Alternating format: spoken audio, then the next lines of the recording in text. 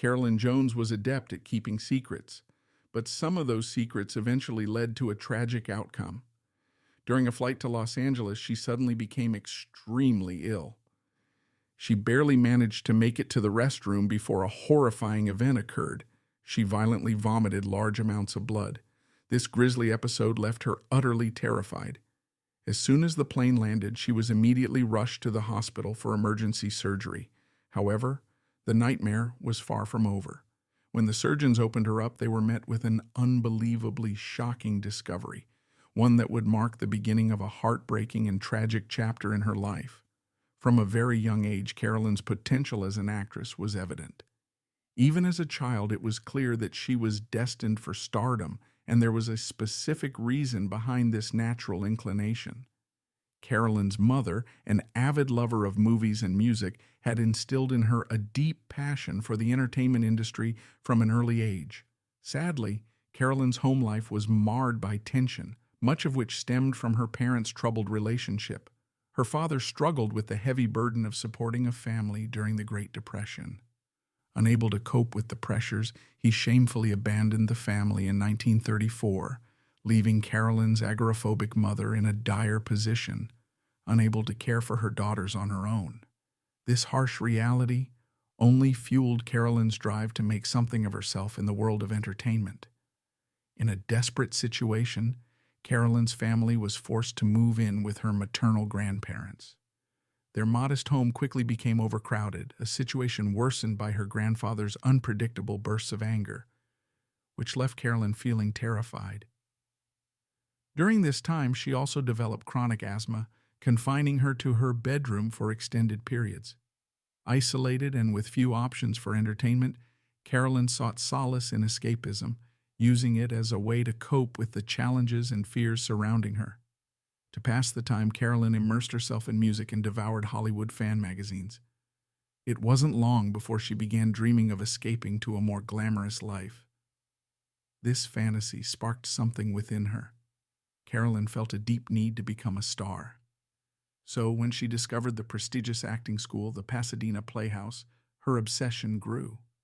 Determined to become the school's next famous alumni, she set her sights on finding a way to enroll, convinced that this was her path to stardom.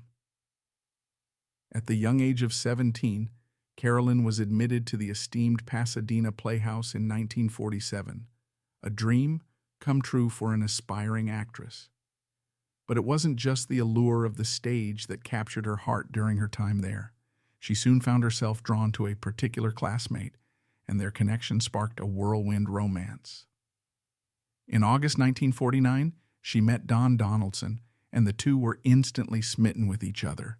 The passion between them was undeniable, and just 1 year later, in 1950, they decided to get married. However, their love story wasn't without its share of controversy.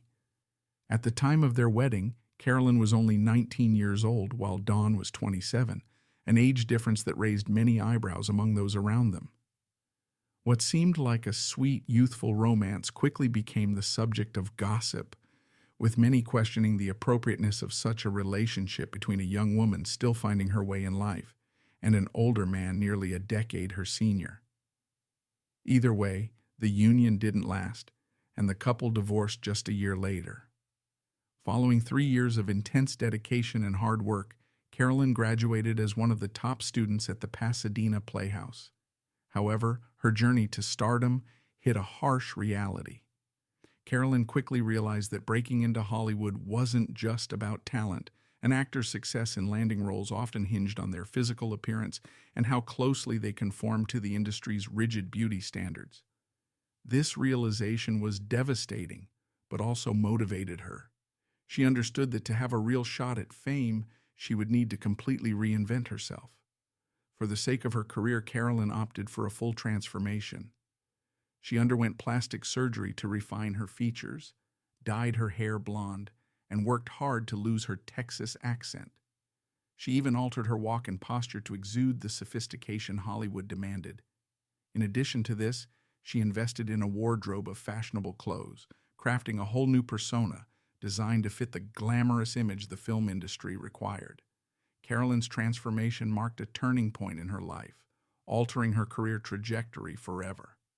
Not long after her dramatic makeover, she caught the eye of a talent scout while performing at the Players Ring Theater. Impressed by her presence on stage, she was invited for a screen test, and her performance sealed the deal.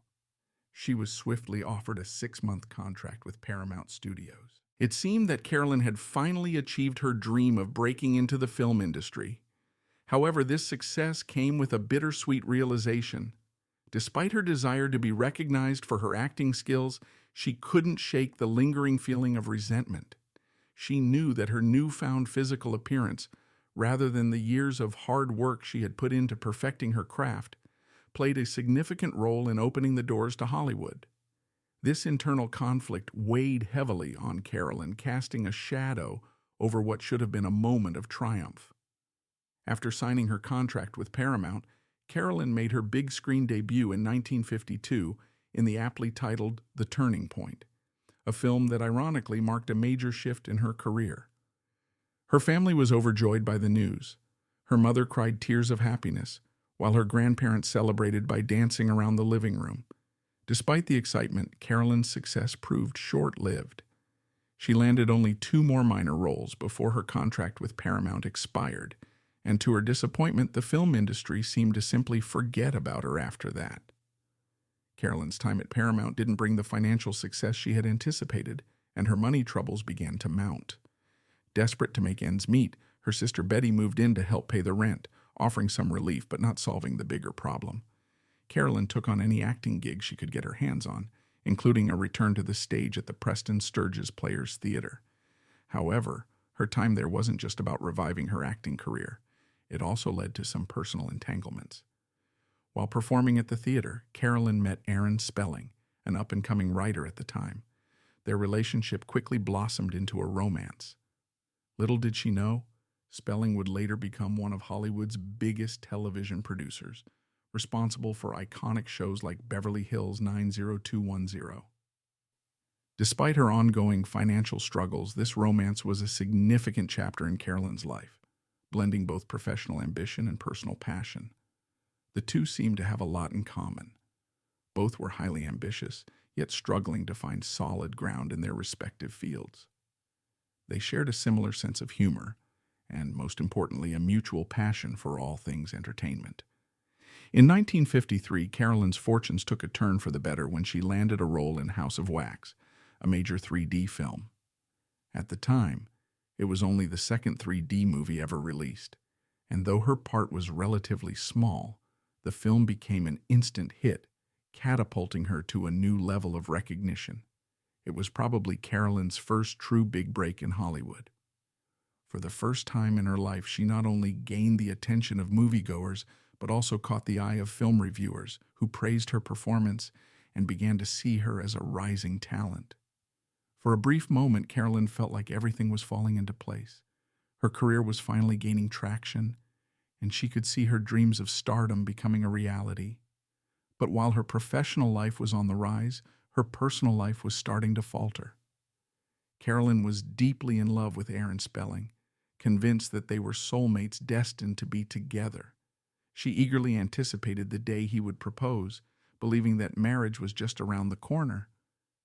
However, her hopes were soon dashed. Despite sharing her feelings, Aaron hesitated. He wasn't ready to pop the question, not because he didn't love her, but because his financial situation was far from stable. Struggling to make his mark in the entertainment world, Aaron felt it would be irresponsible to propose while he was still broke, leaving Carolyn heartbroken and uncertain about their future. Carolyn was a woman who took matters into her own hands. Frustrated by Aaron's hesitation, she took the initiative and proposed to him, and the couple married in April 1953. Shortly after, Carolyn made a bold, unconventional decision that once again set her apart. Determined to focus on her career, she realized that the traditional role of a 1950s housewife wasn't something she wanted for herself. When the topic of motherhood arose, Carolyn immediately knew it wasn't for her. She believed it wouldn't be fair to have children just for the sake of it, knowing that her passion for her career would always take precedence. It was a deeply personal choice, and one that challenged the norms of the era. Meanwhile, Carolyn's career was about to take a monumental leap. A casting executive from Columbia Pictures had his eye on her for a starring role in what would become the studio's biggest film of the year, From Here to Eternity. He assured her that if she passed the screen test, the part would be hers. It was the kind of golden opportunity that every actress dreams of, and Carolyn was overjoyed at the prospect of landing such a major role. But fate had other plans. The night before her screen test, Carolyn fell gravely ill, struck down by a severe bout of pneumonia. Her fever spiked to a dangerous 104 degrees, and instead of preparing for the biggest audition of her life, she was rushed to the hospital clinging to life. It was a devastating turn of events that nearly cost her everything, including her chance at stardom. Carolyn missed out on the coveted role, which ultimately went to Donna Reed. To add insult to injury, Reed went on to win an Oscar for her performance. The thought of what might have been devastated Carolyn, and the missed opportunity weighed heavily on her. She began to doubt her future in Hollywood, fearing that her moment in the spotlight had already slipped away. As she struggled to land roles, Carolyn found herself accepting work far less prestigious than From Here to Eternity, leaving her uncertain about the future of her acting career. Carolyn eventually landed a role in The Bachelor Party, and this part required yet another transformation. To fit the character, she chopped off her long locks and dyed her hair dark, completely changing her appearance.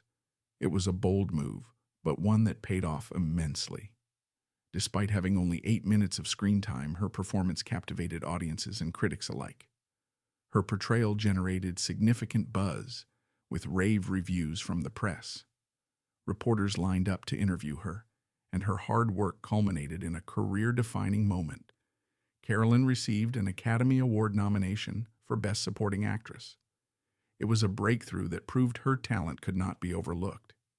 After all this time, Carolyn was finally getting some well-deserved recognition, and she wanted nothing more than to win that coveted award.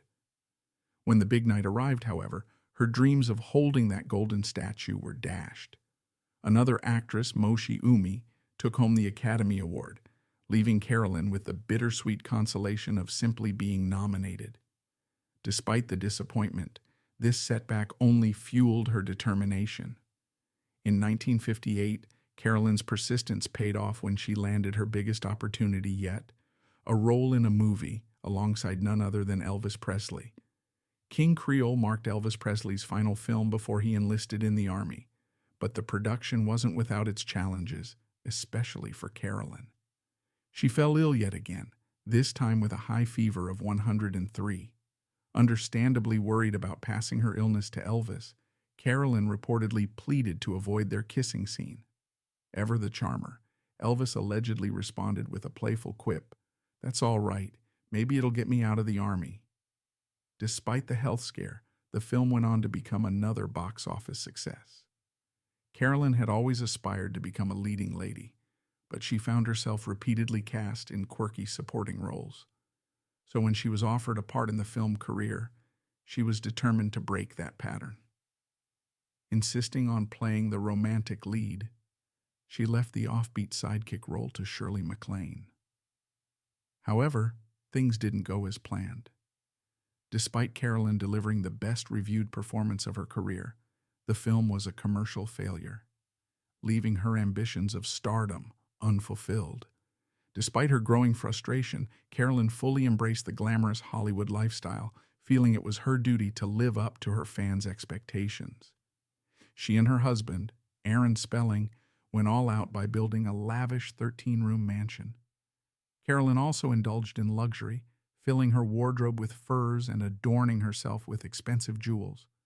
However, as the media buzz surrounding her began to fade, so did the job offers.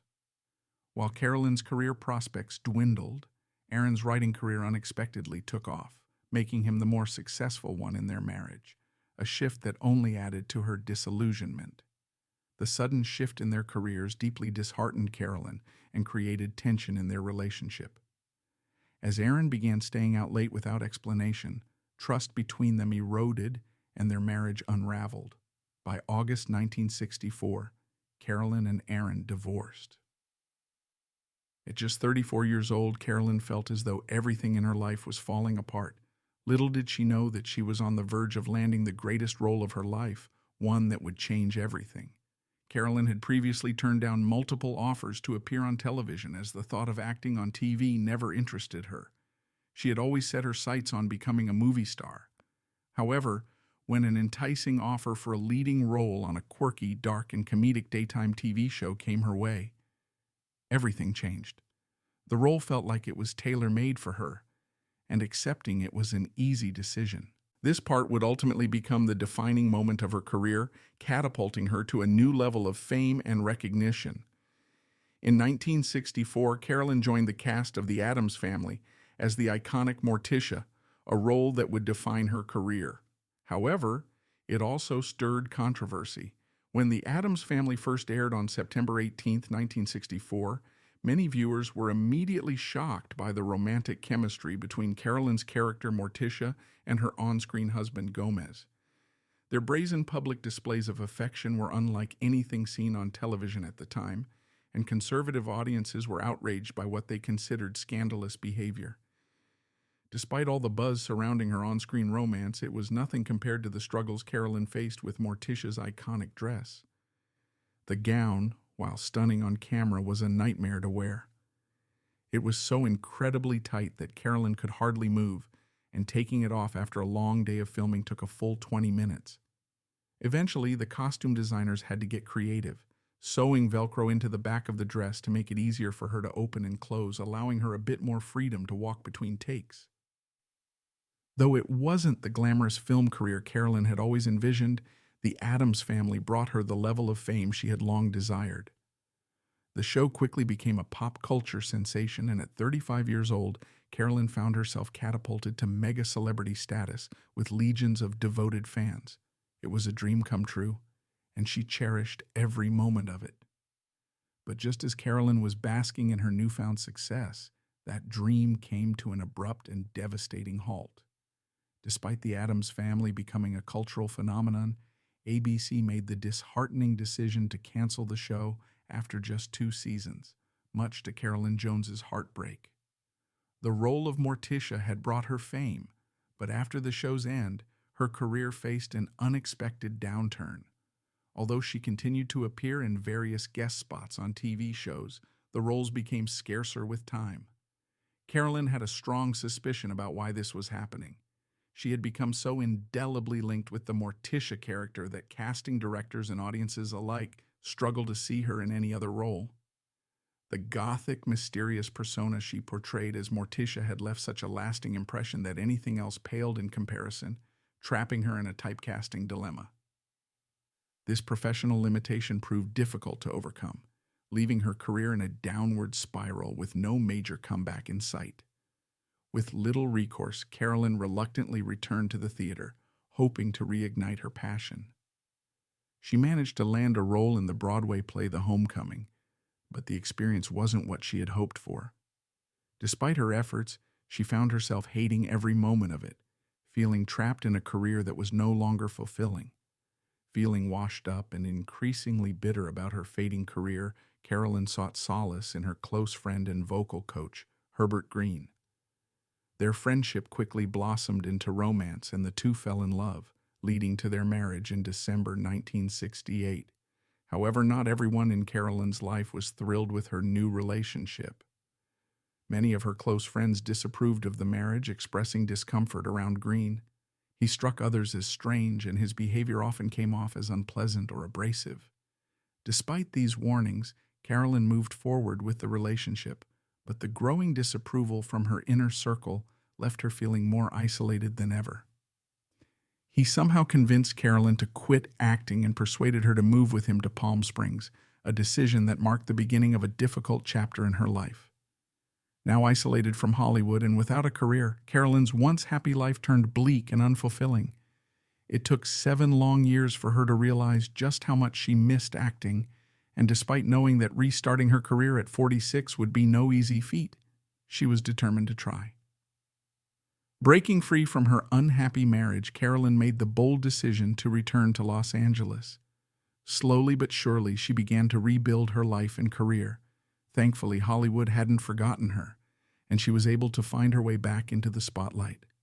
Carolyn made a successful return to acting after her long hiatus, securing guest star roles on TV and performing in various theatrical productions. After being away from the spotlight for so long, she felt a deep sense of pride and fulfillment in reclaiming her passion for the stage. To her surprise, her work in theater also brought romance back into her life. She found herself falling head over heels for her castmate, Peter Bailey Britton, sparking a new chapter in both her personal and professional life. Carolyn became critically ill while flying from Dallas to Los Angeles. Barely making it to the restroom in time, she gruesomely vomited large amounts of blood. She was terrified and completely in the dark about what was happening. Once the plane landed, she rushed to the emergency room, where doctors made a shocking discovery. Carolyn had colon cancer, and her severe stomach problems were a direct result of it. In a desperate bid to save her life, surgeons were forced to remove a large portion of her stomach. The diagnosis came as a devastating blow. At just 51 years old, Carolyn decided to keep her illness a closely guarded secret. Despite the excruciating ordeal, she chose not to tell anyone about her condition and underwent surgery and chemotherapy in complete silence, battling the agonizing pain all on her own. After her cancer went into remission, Carolyn eagerly took on a starring role in the soap opera Capital, excited to be back on screen and doing what she loved most. It was a huge step forward for her, and she was finally getting used to the part, rediscovering her passion for acting when her world was turned upside down once again. Her doctors delivered the devastating news that her cancer had returned. Despite this blow, Carolyn was not one to give up easily. She fought the disease with all her strength, undergoing aggressive treatments, but unfortunately her body stopped responding. Facing this bleak reality, Carolyn made a firm decision. She would not let her illness stop her from living her life on her own terms. Acting had always been the core of her identity, and she was adamant that nothing, not even cancer, would take it away from her. Determined to continue doing what she loved, Carolyn pressed on. Even as the pain became more intense and the treatments took their toll, she refused to back down. She remained a vital part of Capital, continuing to act with grace and resilience, proving her unwavering commitment to her craft despite the overwhelming challenges she faced. As Carolyn's cancer progressed and her health deteriorated, she became too weak to hide her illness any longer. Despite this, her determination to keep working never faltered. She began acting from her wheelchair, pushing herself to finish her scenes for the season. Even in the face of such immense physical and emotional challenges, Carolyn made a conscious decision to fill her final days with joy. Knowing her time was limited, she sought to be surrounded by love and happiness. In a deeply meaningful ceremony, she married Peter Bailey Britton in September 1982, cherishing the special moments with those closest to her. Wanting to look her best for her final moments, Carolyn went all out, glamorously making herself up and wearing a lace and ribbon cap to cover the hair loss caused by her treatments. Even in her fragile state, she still cared about her appearance and the image she left behind. In July 1983, Carolyn slipped into a coma at her West Hollywood home and passed away on August 3rd at the age of 53. Before her death, she made special arrangements to donate her iconic Morticia Addams outfit and wig to the Academy of Motion Picture Arts and Sciences, ensuring her contribution to film and television would be remembered. After her passing, her widower, Herbert Green, donated a collection of the Addams family scripts to UCLA, preserving her legacy and guaranteeing that her unforgettable portrayal of Morticia would continue to captivate audiences for generations to come. If you like this video, don't forget to give it a thumbs up and hit the subscribe button for more stories like this.